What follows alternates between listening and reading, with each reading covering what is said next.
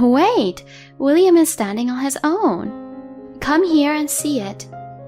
I was shocked, and a strange voice came out of me. No way. What are you talking about? Huh? My husband was shocked too. My father-in-law looked at us with kind eyes and said, Well, let us go camping. My name is Luna, a 55-year-old housewife.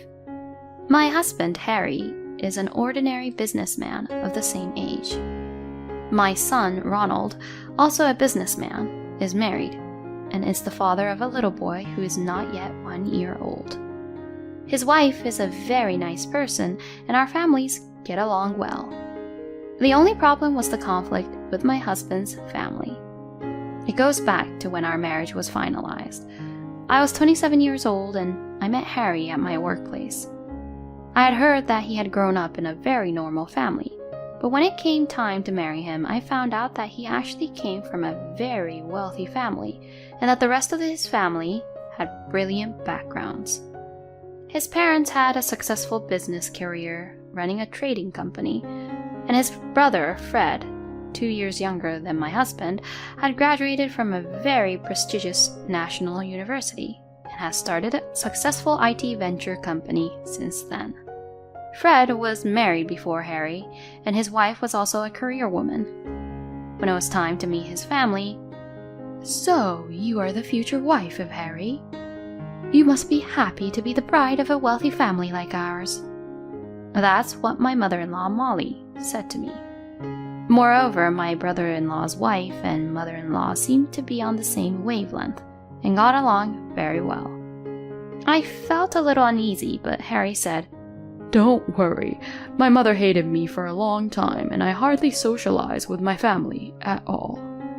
I believed my husband's words, and we got married. After we were married, Molly was always sarcastic to me. When I gave birth to my first son by cesarean section after a difficult delivery, she said, "Cesarean section is such an easy way to give birth. Fred's wife had a natural birth, but it was super easy.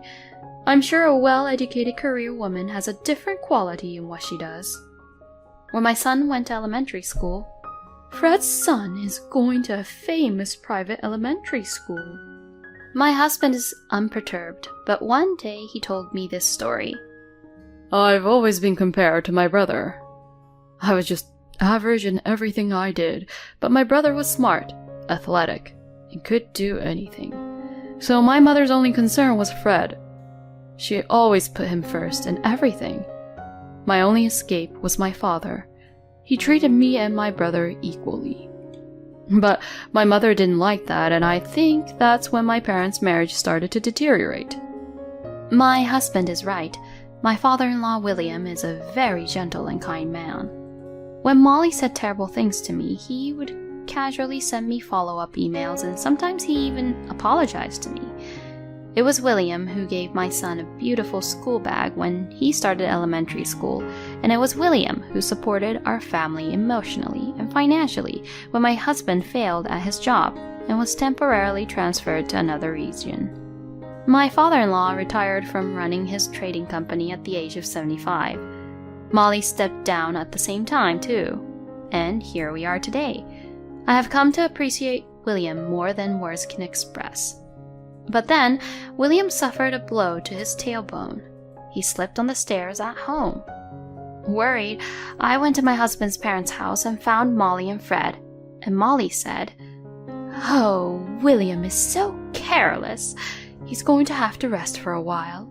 So I'm thinking about you moving in with us." Are you talking about us?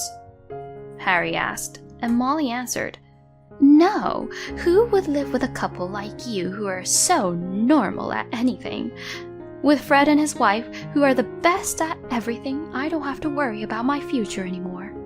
That's what she said. And so my brother-in-law's family moved into my parents-in-law's house. Our house and my husband's parents' house are about 10 minutes away by car. The house is very nice, like a wealthy family's house, and there is even a small pond in the garden, so it looks like a little castle. William likes to do the gardening. There were many colorful flowers in the garden. Soon after they moved in together, I went to my husband's parents' house to see how things were going. When I went to William's room, to my surprise, he was lying in a corner of the dimly lit walk-in closet. Not only that, the study that William had used before his injury was now being used by my husband's brother as if he owned it. I complained to Molly about the situation. "Molly, I think you're treating William very badly." "Oh, I can use the room for Fred's work." "William won't use it, so I'm just putting it to good use." But that doesn't stop me from feeling sorry for him in that dingy place. I got angry, and Molly got even angrier. "I'm using a place that's not being used, making the most of the space. Can't you even understand that?" I couldn't talk back anymore and went back to William. "I'm sorry to worry you," William said apologetically. "No, don't be sorry. Is there anything I can help you with?" Then William looked a bit lonely and said, "If you could do me a favor, would you water the flowers in my garden?" I looked and saw that the flowers in the garden, which were supposed to be beautiful, were limp. Fortunately, I also enjoyed gardening, so I readily agreed, and I visited my husband's parents' house every day to do the gardening, as well as take care of William. Molly and Fred and his wife looked annoyed, but I couldn't be bothered with that when I thought about William. A few weeks later, William celebrated his birthday. Molly informed us that William was turning 80 and that she was having a family birthday party. Harry and I were also invited, and it was supposed to be a fun birthday party. When we arrived at the house that day, the party had already started, and Fred and his wife and Molly were chatting about something. But we couldn't find William there. "Hey, where is William?" Molly answered smilingly. "Huh? He's at his usual place. It's so hard to bring William's bed. William told me to leave him alone and have fun without him." I was mortified, and then I got angry. But that didn't mean you could leave William alone. This is a celebration for William, right? Then Molly looked annoyed. "Then why don't you guys just go to William's? I don't like that dingy place." "Okay," I said, and so did my husband. "Mom, you're so awful," he murmured sadly. Then we both went to William's. "You came to see me?" William was very happy to see us. "Happy birthday. I hope you get well soon and recover from your injuries." We celebrated William's birthday in the dimly lit room. William was delighted with the yellow umbrella we had given him to use when he gets well, and he looked at it happily for a long time. After his birthday, I took care of the flowers in the garden every day. William remained bedridden. Then one day, something happened that made me shocked. Early in the morning, when I arrived at my husband's parents' house, Molly and Fred and his wife appeared in front of me, carrying several large suitcases. "Well, take care of William, will you?" I didn't get what was going on. "We're going on a week-long trip to Guam. You can tell by looking at us, you really are dumb," she said. "I didn't know you were going on a trip," I answered. "I don't have to tell you. You are at home every day anyway, taking care of William." "Huh? Well, what about William?" "You can take care of him. I can't take William with us.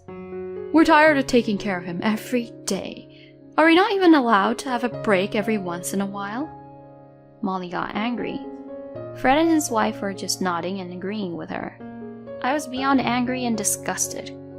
"All right then, take care." I said this with a lot of sarcasm and accepted the house key they gave me. "I'm looking forward to being abroad for the first time in a long time." Molly and Fred and his wife went off, ignoring my glare. After they departed, I hurriedly finished the gardening and went into William's room. "I'm sorry, Luna." William's face is downcast. "Please don't say that. Take your time." I set a small table next to the bed with William's favorite foods. Then I invited my husband to join us for dinner. It was a very delicious and enjoyable dinner. Then I noticed William's eyes were tearing up when he was sipping his soup. "Is everything all right? Something doesn't suit your taste?" I was worried, but William said quietly, No, you always treated me well, and I'm really glad to have a good daughter-in-law like you. Molly and Fred and his wife are always having a lively dinner downstairs while William is alone and lonely upstairs every day. Just the thought of it made my heart clench in my chest. The next day was a day off, so my husband and I decided to stay the night. The three of us chatted and enjoyed ourselves until William fell asleep. The next morning, when I saw the garden, I was surprised to see William standing there on his own taking care of the flowers. William? Good morning, Luna. William was doing the gardening as if nothing had happened. I hurriedly called my husband. Honey, William is standing there on his own. Come quickly.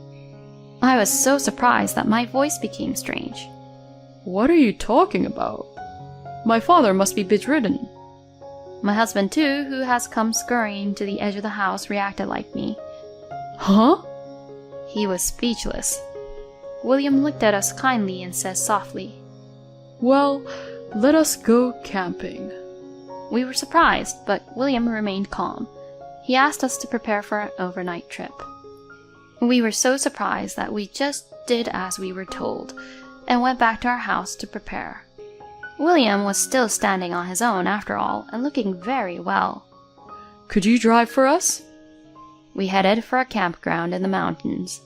We put our bags down, settled in, and asked William, What the hell is going on?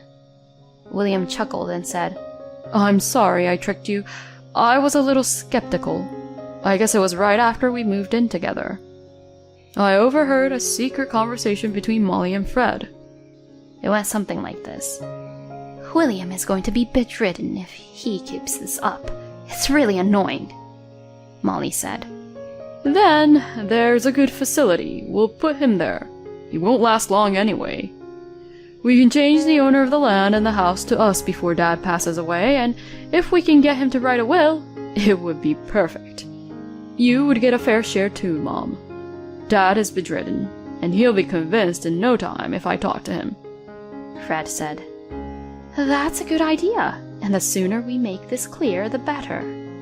We'll do it after we get back from our trip to Guam with William's pension money. Okay. At that point, William knew what they were planning to do after he passed away, and he got to know about the Guam trip. This is no longer a family. William thought so. He decided not to give any of the land, house, and property to Molly and Fred. William decided to pretend to be bedridden to fool Molly and Fred, and walked around the yard at night when they were asleep to keep his legs strong so that he would not completely lose the ability to walk. And then he decided to see who would get the inheritance. William said proudly, I've been waiting for my chance ever since I pretended to be bedridden. I want you two to inherit everything. Molly and Fred returned home a week later, after enjoying their trip to Guam. By then, William had consulted a lawyer and changed the title of the house and land to my husband. He also completed the will regarding the inheritance. Then, Molly, Fred, and his wife returned home. Wait, what's wrong? They were shocked to see William strolling around. William just said to them, I need to talk to you about the future. Come to the living room. William called all the family members to the living room. William, why are you standing on your own? William answered, I recovered a long time ago, and I've been doing rehabilitation work secretly in the middle of the night when you're all asleep so that I won't lose the ability to walk. I know everything you're up to. Huh? Molly was shocked. You would have put me in an institution and tried to take the land and house for yourselves and inherit everything from me. Molly and Fred became pale. It must be some kind of misunderstanding. I'm sure of it because I heard you and Molly talking in my room with my own ears.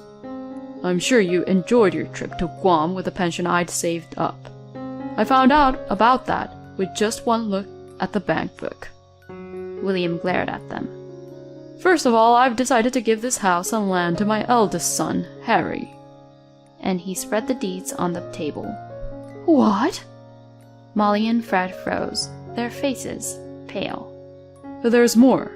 Listen. William did not care about their reaction and continued his talk. I've decided to ask Harry and his wife to take care of my estate, and I've drawn up a will. Why? I'm sorry to say this, but Harry is an ordinary businessman and we can manage the money better than him. After all, I run a company. Fred finally interrupted. Managing money can indeed be difficult. That's why I made sure to introduce him to a good lawyer and tax accountant. But William, Fred is better at everything than Harry. Molly got insistent, but William said, Fred, isn't your company on the verge of collapse? How did you know that?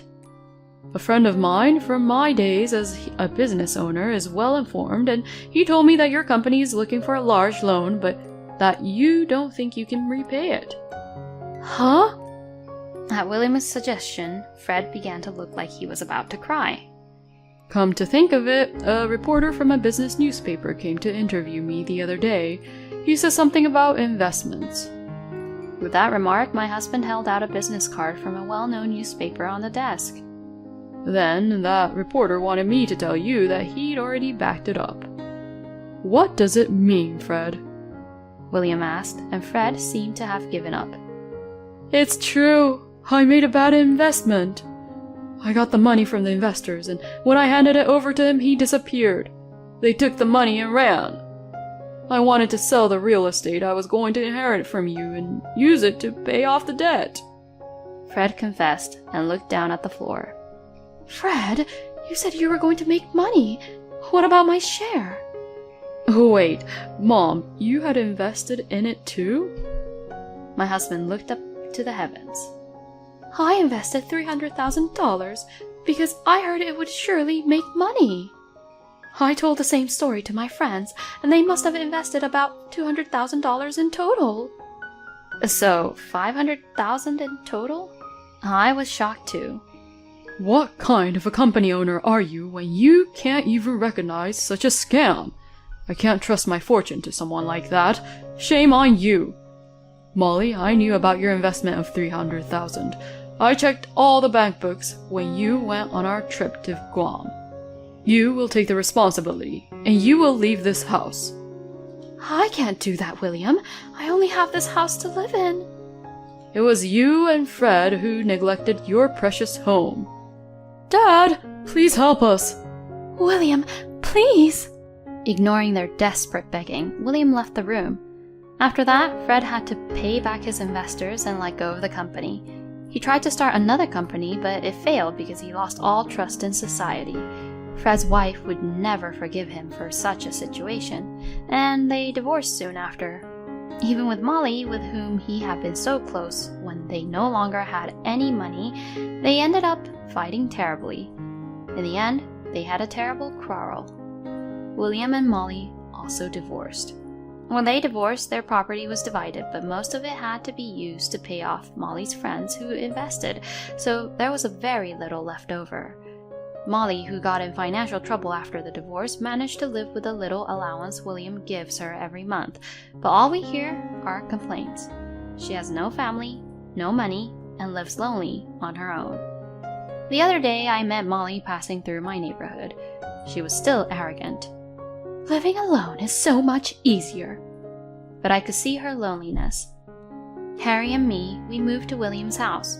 I enjoy gardening with William every day. In addition, our son has a new family member. This time it was a girl, and everyone was happy. And the happiest of all is William. His grandson comes to visit every weekend with his great-grandson. When it rains, William happily holds up the yellow umbrella we gave him the other day and goes out for a walk. The sight of William, like that, makes me feel happy every day.